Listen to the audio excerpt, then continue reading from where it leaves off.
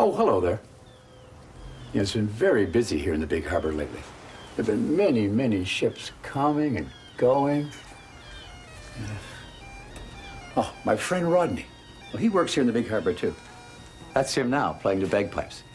Yeah, he's piping in a big passenger liner. I guess it's his way of saying hello. I prefer the old handshake myself. But, you know, the harbor is a lot like music. You know, all the notes, oh, that's the boats and the ships.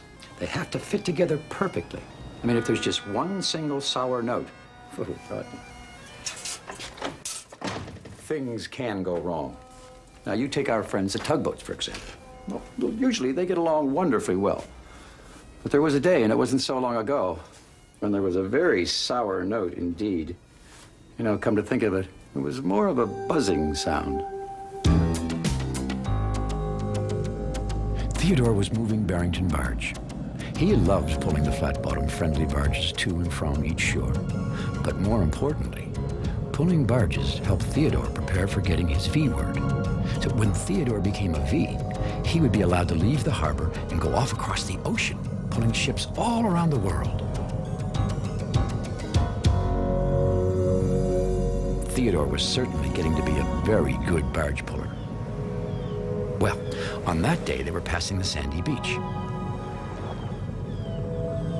Theodore thought there was something strange about that beach, but he wasn't sure just what it was.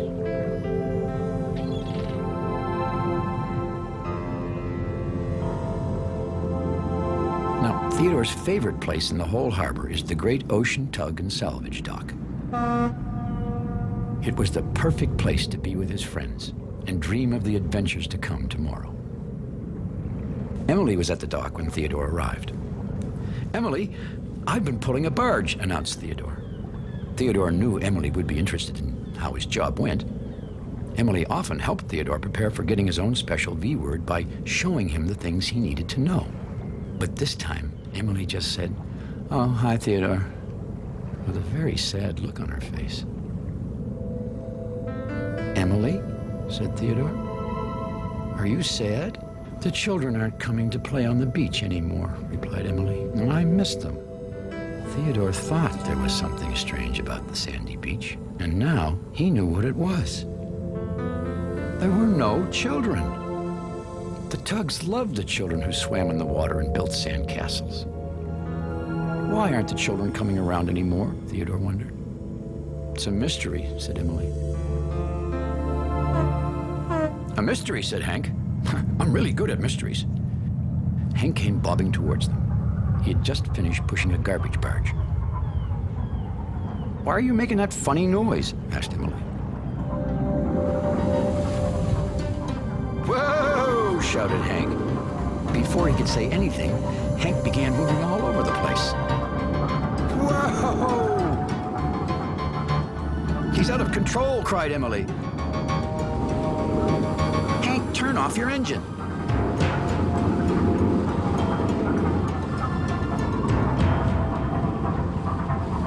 Hank managed to turn his engine off, and he finally stopped. Emily went over to have a look. She said. Theodore floated over, too. Sure enough, Hank's propeller was all tangled up in a piece of rope, some gunky newspapers, some seaweed, all kinds of garbage. "Now, where do you think all that came from?" asked Hank. "Well, that makes two mysteries," said Theodore.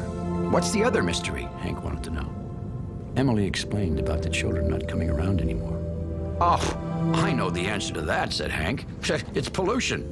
"Oh, pollution," said Theodore. Just then, Fodak appeared. "I know what pollution is," he said.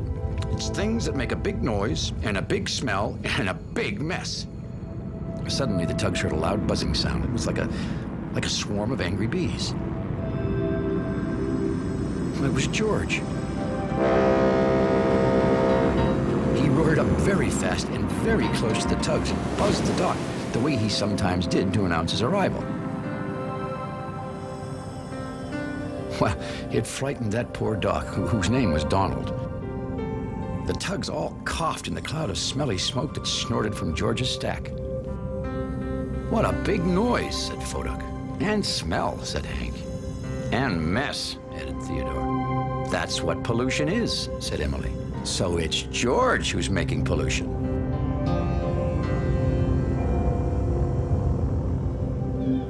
The following day, Theodore was pulling Barrington Barge back to his dock. When they got to the sandy beach, Theodore slowed down. There sure is a lot of garbage on the beach, he thought to himself. He wondered, is that pollution too? Suddenly, Theodore heard a very loud noise. It was coming from Foduk's radio. "Foduk," called Theodore, "you're making a big noise. Now that's pollution." "Well," replied Foduk, "you're leaking oil in the water." Theodore looked around behind him. Sure enough, there was a long trail of oil leaking from his engine. "See, you're making pollution," said Foduk. Right about then, our friend Hank bobbed past, and Foduk noticed he was missing his two front bumpers. "What happened to your bumpers, Hank?" he asked. They fell off. They were kind of crumbly, just garbage, really, so I tossed them in the cove." Theodore and Foduk both stared at Hank. Now, it was Hank who was the biggest pollution maker of them all.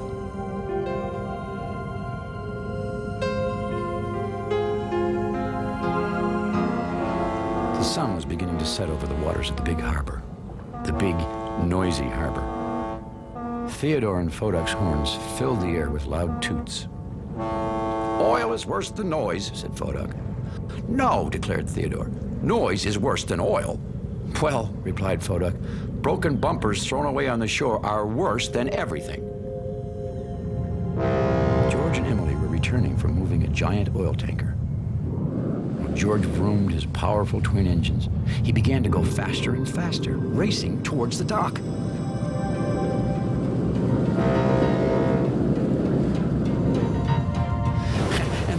Buzzed poor Donald the dock again.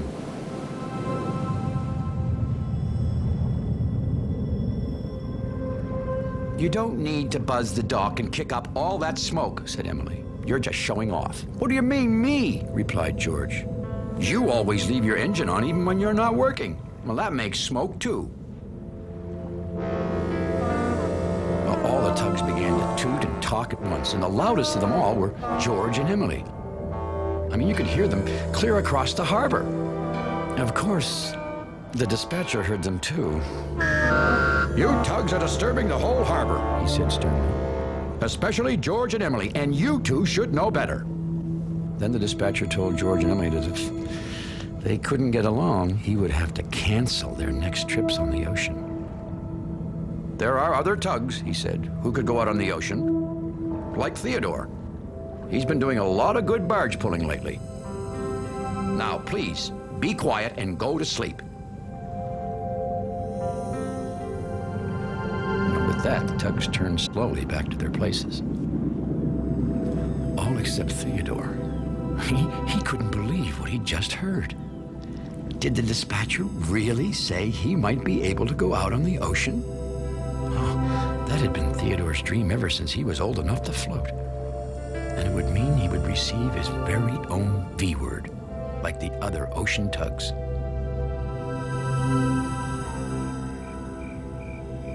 That night, the tugs couldn't sleep. They were all thinking about what the dispatcher had said. Emily was angry with George for making all the pollution and didn't want to work with him anymore. George was very worried that the dispatcher would take away his V. Then I'd just be George the Nothing, he thought to himself sadly. Theodore was thinking too. He was thinking about what the dispatcher had said and about his own leaking oil.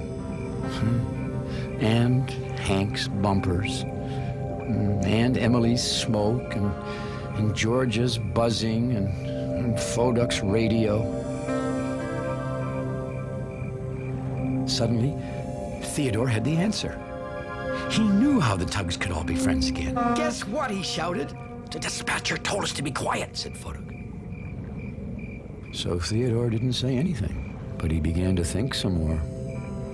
Should he help his friends or be a V-tug? Help his friends or be a V?